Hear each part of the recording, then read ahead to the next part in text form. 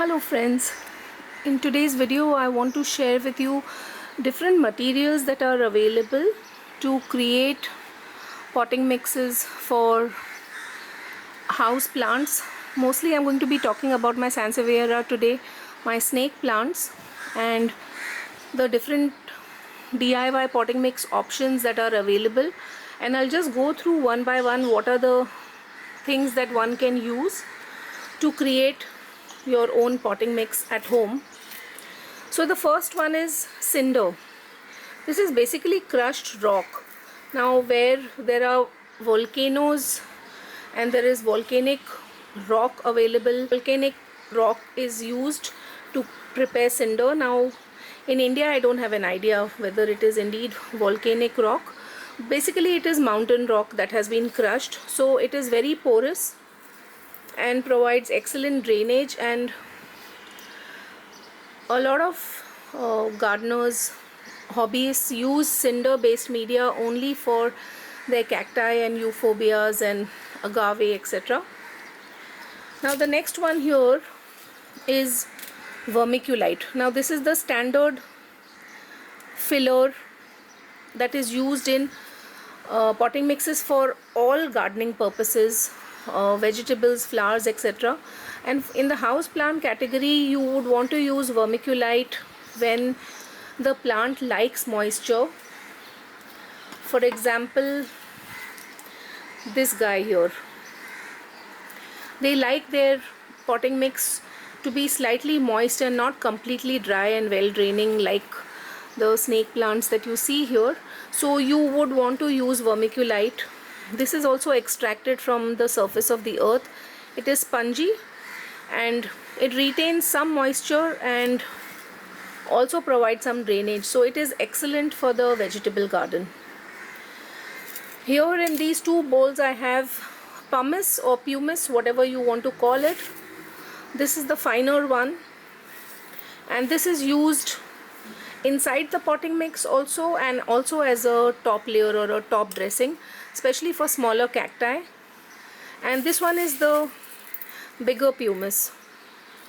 This can be used as a top dressing and in the potting mix for bigger plants. And this is the same media that is also used in aquariums for biomedia basically. Now this here is my favorite. This is the coconut husk chip. You can see that it is very coarse, unlike coconut coir, which is fine. Basically they come from the same coconut fiber. One is processed very fine, and you have seen that in all of my gardening videos. It looks like this. It also comes in a block, and you have to hydrate both, whether it's the chip or the coir. And this provides excellent drainage and also keeps the roots aerated, and it is lightweight.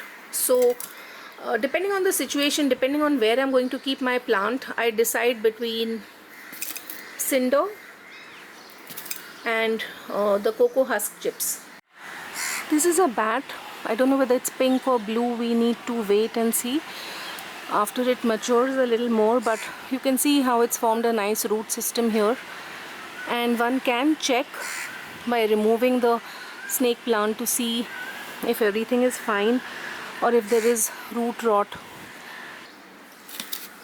Now these are used for the DIY. Now the cheapest DIY potting mix that one could have for snake plants or for the Sansevieria or for any indoor plant would be soil and manure mix. However, one should ensure that one is using at least 40 to 50% sand, coarse river sand in this to give the drainage that the plant requires. Now let me just go through various options here. You can see this Pinguicula. It's in a tall ceramic planter, and I have used cinder here because it's placed in my living room and it's not in the grills, so if it has weight it is fine. Here again I have used cinder.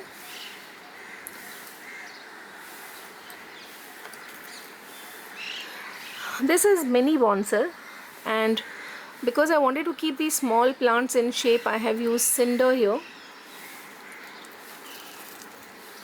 Here another one. This is also completely cinder, and you can see the pups that are emerging. Sometimes one may wonder if using a heavy material like cinder, if it will allow the pups to emerge. They emerge very nicely.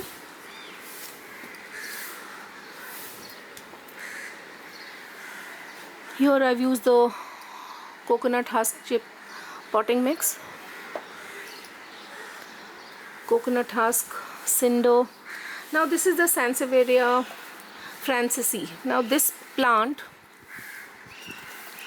is really heavy, so to keep it in place and so that it doesn't fall down, I have used cinder.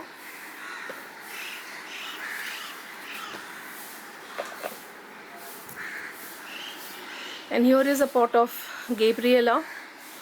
I've used the coconut husk chips and vermicompost and coconut coir. So this one, as you know, snake plants or Sansevieria do not like any kind of waterlogging. They want a very well draining media.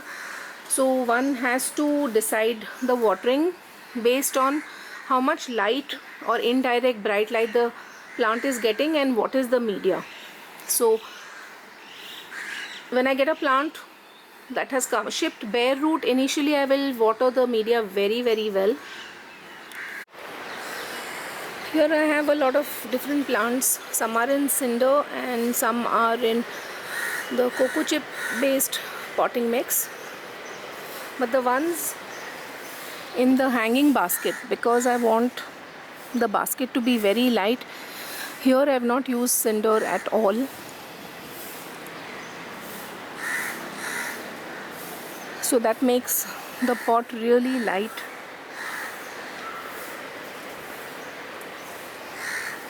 And here I have two Pinguicula. They are also in the cocoa husk chips potting mix, and I've checked these and they have rooted very well. And then you've seen the other one that is in cinder based. So depending on what the requirement is, the potting mix options, different options can be used. So this is the cocoa chips block. It needs to be hydrated before use. I keep it like this because I use it for different purposes, so I just break off bits when I need to. Now another very good use of the cocoa chips is to use it at the base of the pot to cover up the holes. Another option is to use a mesh like this, but I prefer to use the cocoa chips.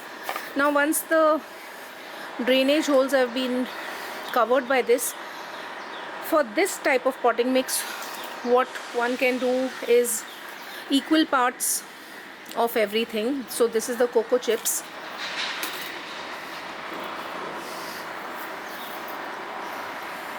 This is the pumice.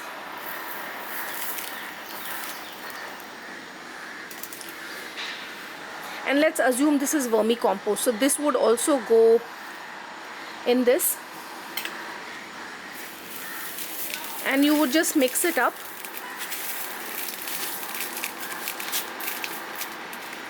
And use it to pot up the plant. Now, for nutrition in ornamental plants and indoor plants, house plants, a liquid fertilizer is great. One of the options. One can also use manures and fish emulsion, etc. Whatever you're using, and you could also use bone meal and fish meal, neem, all of those fertilizers, just like you would add in a regular potting mix. You can add for house plants, but preferably slow release fertilizers, because house plants are mostly, for the most part, they are slow growing. Now here is a snake plant, a Sansevieria, that if I want to pot it up in cinder, again what I do is at the base of the pot I will put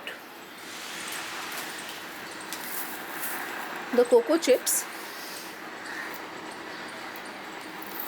then goes in cinder, and then I place the plant in like this, and then again top it up with cinder.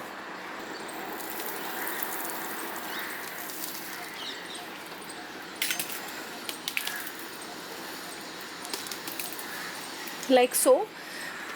Put some more cinder and then water it nicely so that water drains out of the cinder nicely for the first time, and then you leave it alone.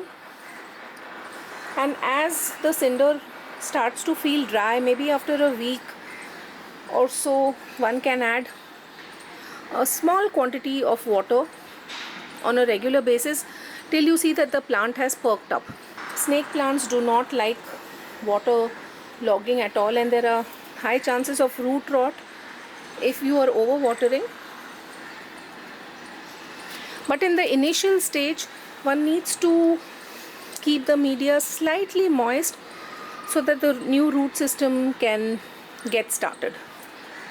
I've missed one thing here, the perlite. I'm not using perlite, I'm using pumice instead of perlite. Perlite is also excellent for complete drainage.